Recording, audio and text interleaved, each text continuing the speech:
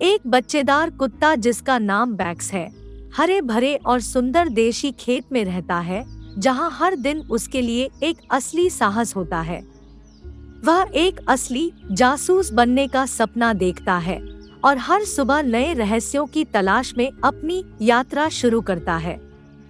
Backs आसमान की नीली छतरी को देखते हुए और अपनी फर पर गर्म सूरज का अनुभव करते हुए खुशी से अपना दिन शुरू करता है। वह हरे भरे और ताजगी से भरी घास के बीच भटकता है और खेत में अपने दोस्तों से बातें करता है।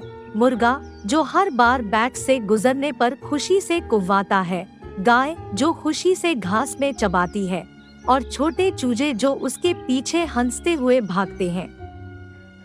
विल्बेरी सुअर बैक्स का सबसे अच्छा दोस्त है। वह हमेशा तैयार होती है बैक्स के साथ साहसिक यात्राओं में शामिल होने के लिए, हालांकि कभी कभी वह सिर्फ लेट डाउन करके सूरज ताप लेती है। ओह बैक्स, मैं आज तुम्हारे साथ होने पर नए रहस्यों और साहसों की अनथीन खोज में बैक्स खेत के जानवरों का अन्वेषण करने लगता है। वह उनके व्यवहार को देखता है, उनकी आदतों और विशेषताओं का अध्ययन करता है। खेत में जो कुछ भी रहस्य उत्पन्न हो सकते हैं, उन्हें हल करने की कोशिश करता है। ये धरती पर ये अजीब निशान क्या है और वे कहाँ जाते हैं? बैक्स सोचता है, बाड़े तक जाने वाले छोटे पैरों के निशानों की जांच करते हुए।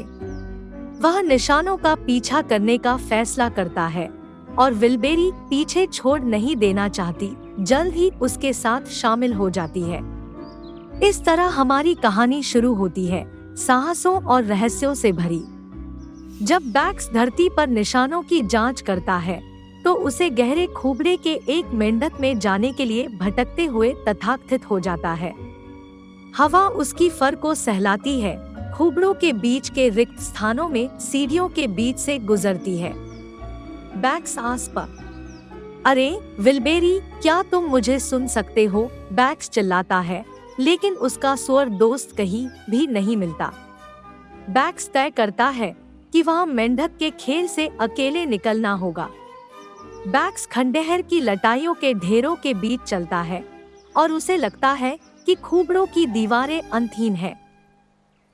समय समय पर उसे उसके कदमों के पास उड़ते हुए उज्जवल लाल तितलियों से बुरा भाग्य प्राप्त होता है, जो उसके पास आते ही अलग अलग दिशाओं में उड़ जाते हैं।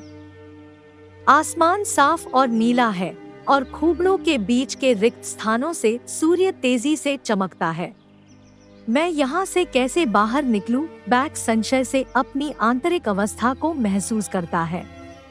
अचानक उसे धरती पर चमकते हुए एक कैंडी के रैपर का पता चलता है। कौन इसे यहाँ छोड़ गया होगा? कुत्ता विचार करता है। बैक्स निर्णय लेता है कि वह इस खंडहर में आगे जाएगा, उम्मीद करते हुए कि कैंडी रैपर छोड़ने वाले और इस खंडहर का निर्माता कौन हो सकता है।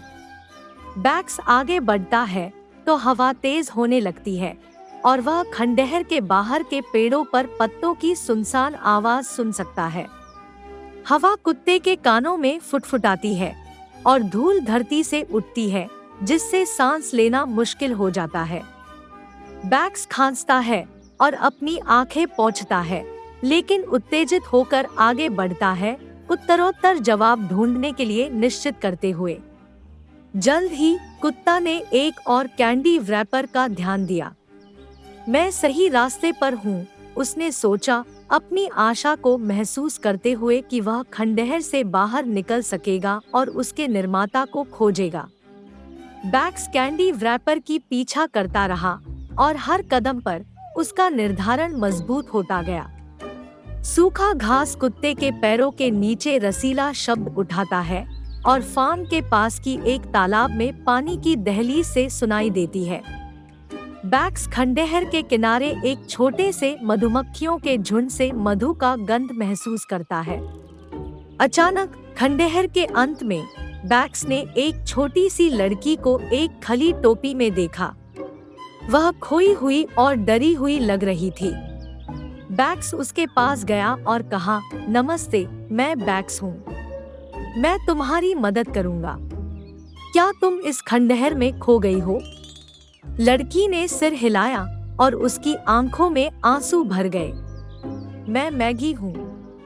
मैं अपनी बिल्ली फ्लैंकी को ढूंढ रही थी और अचानक यहाँ पर पहुँच गई। मुझे इतना डर लग रहा है कि मैं कभी यहाँ से नहीं निकल पाऊंगी। चिंता मत करो मैगी, मैं यहाँ तुम्हारी मदद के लिए हूँ और हम दोनों इस खंडहर से निकलेंगे, बैक्स ने उसे आश्वस्त किया। दोनों साथ में राह जारी रखते हुए अंततः खंडहर के बाहर निकले। सूर्य किनारे पर अस्त हो रहा था, नारंगी और गुलाबी उजियारों से आकाश को रंगीन कर रहा था। मैगी ने बैक्स को गले लगाया और खुशी से मुस्कुराया। धन्यवाद बैक्स, तुम एक असली हीरो और एक महान जासूस हो। बैक्स मुस्कुराया और आंख मारी। यह वह खोज थी जिसका मैं इंतजार कर रहा था। अब चलो हम तुम्हारी बिल्ली फ्लैंकी को ढूंढे। बैक्स और मैगी फ्लैंकी को ढूंढने के लिए निकल पड़े, निश्चित करने के लिए कि मैगी ने उसे अंतिम बार कहाँ देखा था।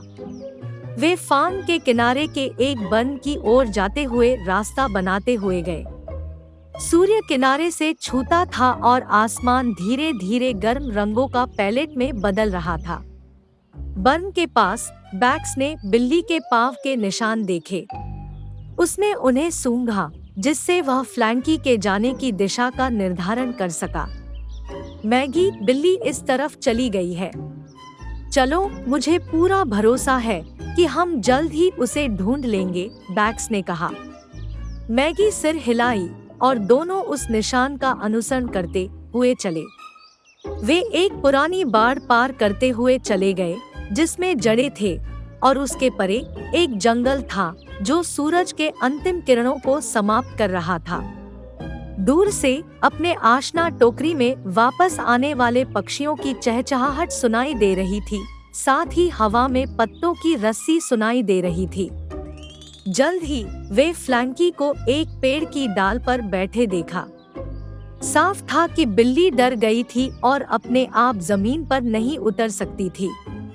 बैक्स पेड़ के पास आया और बोला, फ्लैंकी, डरो मत, हम तुम्हें बचाएंगे।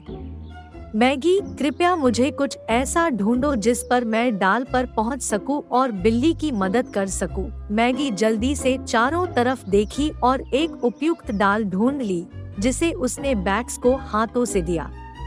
कुत्ते ने उसे अपनी दांतों में लिया और सावधानी से फ्लैंकी के पास ले जाकर डाल के साथ सावधानी से उतरा।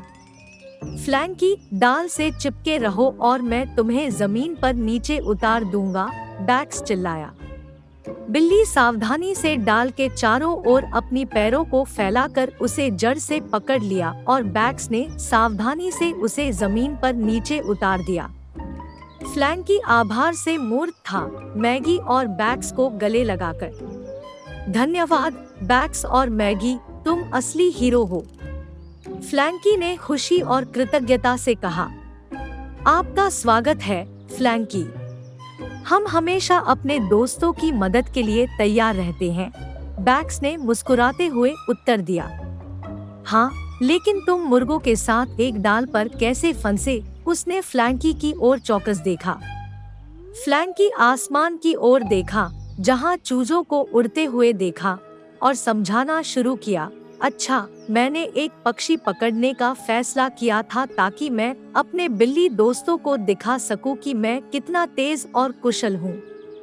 लेकिन जब मैं पेड़ पर चढ़ा तो पक्षियों ने मेरे विचार से ज्यादा चालाक निकली। उन्होंने मुझे धोखा दे दिया और मुझे बहुत ऊंची शाखा पर चढ़ने को मजबूर कर दिया। अंततः मुझे यह एहसास हुआ कि मैं नीचे नहीं उतर सकता हूँ। बैक्स अभिप्राय जानते हुए सिर हिलाया, जानते हुए कि बच्चा अपनी साहसिकता और जिज्ञासा के कारण मुसीबत में फंस गया है। अच्छा, अब आप जानते हैं कि कभी-कभी सतर्क रहना बेहतर होता है और कुछ करने का प्रयास नहीं करना चाहिए जो खतरनाक हो सकता है, उन्होंने फ्लैंकी को सलाह दी। फ्लैंकी हाँ करते हुए बैक्स द्वारा दी गई सीख स्वीकार करते हुए नोड किया। आप सही हैं बैक्स, मैं भविष्य में अधिक सावधान रहूंगा। आप दोनों को फिर से अपनी मदद के लिए धन्यवाद।